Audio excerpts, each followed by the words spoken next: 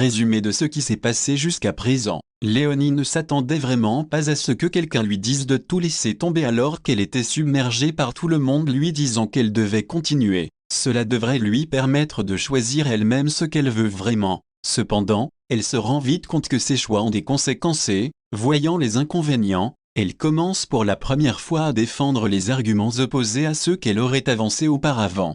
Bonjour docteur Germain. Vous m'avez vraiment choqué hier avec votre question si je ne voulais pas planter mes études. Et ce n'est pas le cas. Vous savez, ça m'a donné beaucoup à réfléchir. Réussir à l'école et dans les études a toujours été très important pour mes parents. Ils n'accepteraient jamais que j'abandonne. Mais je me suis aussi rendu compte que mon avenir dépend également de ces études et que je serai pénalisée pour le reste de ma vie si j'abandonne les études maintenant. Même plus tard lorsque mes parents ne seront plus là. Mais l'idée de votre propre avenir est passée après ce que vos parents diraient. Oui, tout à fait. Mais en fin de compte, c'est quand même mon propre avenir qui compte. Et c'est finalement pour ça que mes parents veulent que je réussisse mes études. Et cette découverte semble vous surprendre. Je ne sais pas comment le dire. Je n'y avais pas vraiment pensé de cette façon.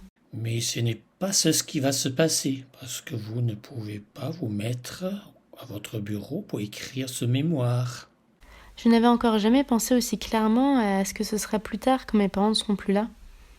J'ai même pris une feuille de papier et je l'ai pliée en deux. À gauche, j'ai écrit ce qui se passe si je n'arrive pas à rédiger ce mémoire et c'est une vraie catastrophe. Oui, vous avez dit que je pourrais vivre aussi très bien sans terminer mes études. Mais vous n'avez pas d'idée comme cela changerait toutes les perspectives que j'ai pour ma vie. Vous en êtes sûr? Oui, quoi que vous dites, ce ne sera pas ce type de vie que je voudrais vivre. Si vous en êtes si sûr, je vous propose de faire un petit exercice maintenant. Prenez un cahier, écrivez, c'est ce qui est réellement votre problème.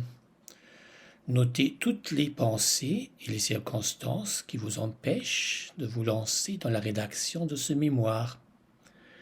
N'oubliez pas de mettre les phrases « Je ne suis pas satisfaite parce que… » et aussi « Je veux réaliser »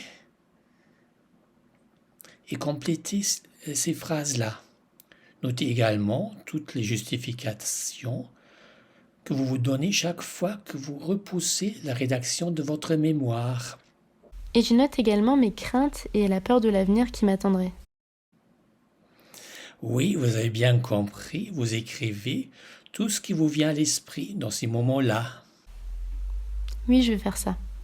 Encore une chose, Léonie, n'oubliez pas de mettre la date et l'heure et de noter toutes les conséquences positives et négatives de ce que vous faites ou ce que vous ne faites pas. Ce cahier pourra plus tard devenir un journal de travail et vous aider à formuler un plan directeur pour votre projet, qui est maintenant la rédaction de votre mémoire. Il vous aidera à garder une vue d'ensemble, même dans les phases difficiles ou stressantes. Il vous aidera à décider des objectifs et réfléchir aux éventuels sous-objectifs de votre mémoire. Vous écrirez les étapes nécessaires pour chaque objectif. Cette procédure vous aidera à garder la trace de votre travail, même dans les grands projets. Enfin, vous formulerez un plan directeur et vous ferez la distinction entre les tâches obligatoires et les tâches facultatives. J'ai hâte de commencer et de revenir pour vous le montrer.